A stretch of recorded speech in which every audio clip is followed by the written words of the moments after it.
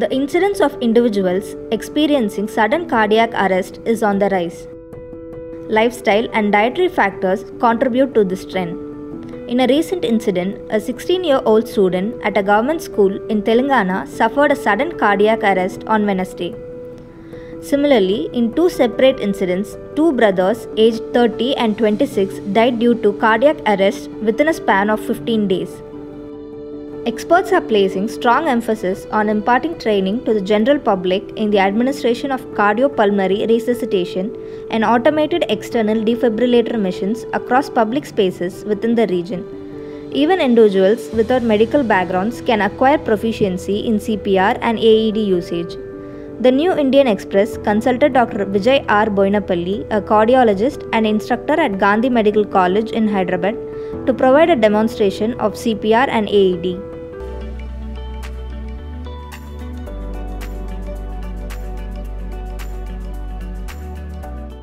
The main reason for sudden cardiac arrest is ischemic heart disease. It is one of the major contributing causes for sudden cardiac death. And ischemic heart disease is increasing day by day in the Indian population.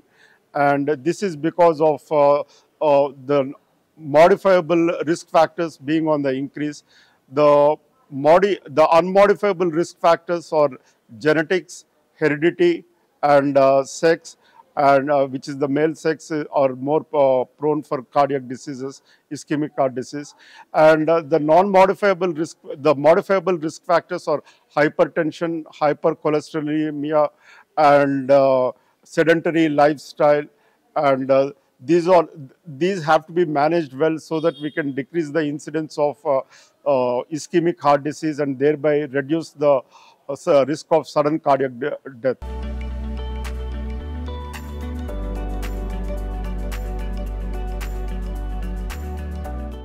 Sudden cardiac disease, sudden cardiac death and a heart attack are like apples and oranges. They are both circular and they are both fruits, but there is a lot of difference. In sudden cardiac, in heart attack, there will be a pulse, there will be a breathing, and there will be a response. In cardiac arrest, there is no pulse, no breathing, and no response. So this is the easier way to remember for the lay community people. If somebody is walking on the street, lay person, somebody like anybody, any person from the apartment walking on the street, they come across a victim who's complaining of heart attack, he will have a pulse, he will be breathing, and he will be complaining of chest pain, and he will be responsive.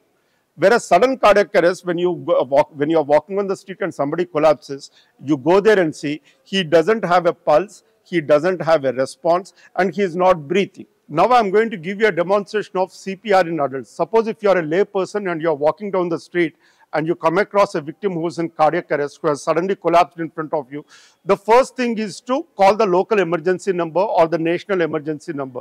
You take out your cell phone, call 112 in India. If you are in India, call 112. If you are in a Western country, you will call 911. After alerting the emergency response system, you go to the victim, and this is the heel of your hand. You place it in the center of the chest. You spread your fingers of that hand and interlock it with the fingers of the other hand and start the chest compressions.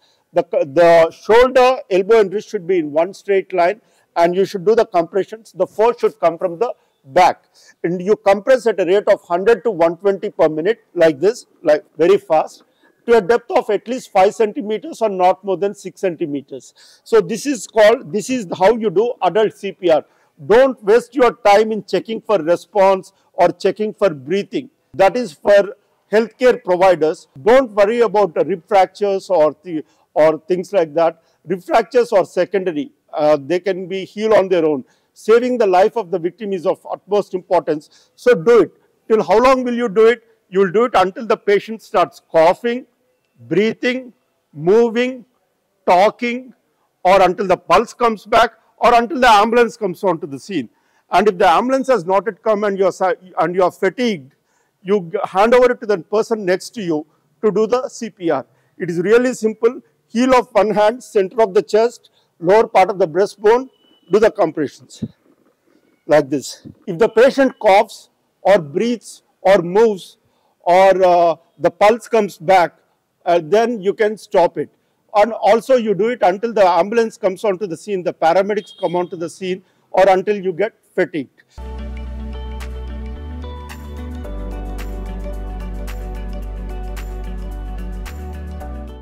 Suppose if the patient has collapsed due to some other reason other than sudden cardiac arrest, for example, if the patient has collapsed due to, say, epilepsy, or he is an alcoholic, or the sugar level fell down, in those situations they will respond and you don't have to continue CPR any longer.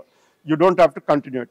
But on the other hand, if it is a real cardiac arrest, you have to keep doing the compressions until the patient starts moving, breathing, coughing, talking, or until the pulse comes back, or until the ambulance people come onto the scene. And if you are tired, you can hand it over to the next person beside you who can do the chest compressions.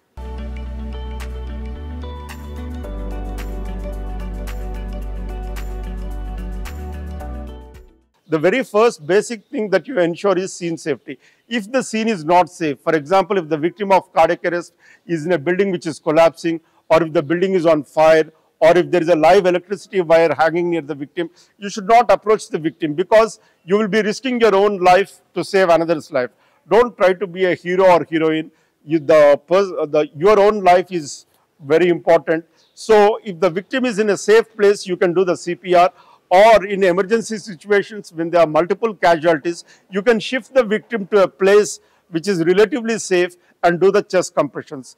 Chest compressions are of the utmost importance, and they should be done on a flat surface with the patient in the supine position on a flat surface.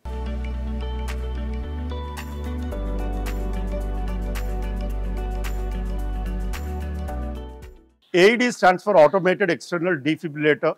A good discussion about AED will take an entire other interview as well, but let us limit to the practical aspects of using an AED today. And AEDs are lightweight, portable and compact devices that can be carried from one place to the other in an emergency care situation to give a shock to a victim who is in cardiac arrest.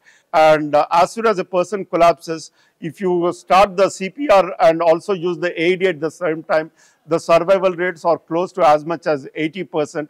And with every passing minute of cardiac arrest, the survival rate keeps decreasing from 7 to 8% per minute. So there is no point in using an AED, say for example, after 15 or 20 minutes of cardiac arrest. It has to be done immediately within the first 5-6 minutes.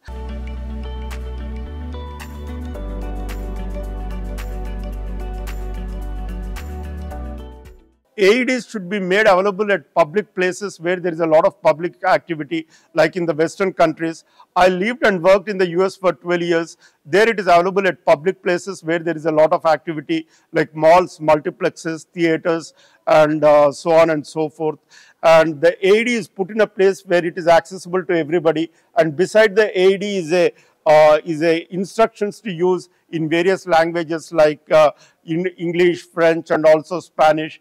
Here in our country, we can get a head start by starting this AED in public places with a poster beside the AED in English, Telugu, and Urdu and Hindi, so that the local population can use it whenever there is a cardiac arrest situation. And the AEDs can be placed in public places in Hyderabad, like at the airport and like at the legislative assembly, like at the multiplexes and so on and so forth. And there has to be a, what shall I say, government plan, government plan of action to put these in public places and make sure that all the public understand the use of an AED. They can conduct mass training programs, and they can also conduct programs for all the ASHA workers and multiple health social activists. All the ANMs, they can be taught how to use the AED. And I am willing to come forward to offer my services to all these people who can be taught how to use an AED. And if all of us work together, we can decrease the morbidity and mortality associated with sudden cardiac arrest.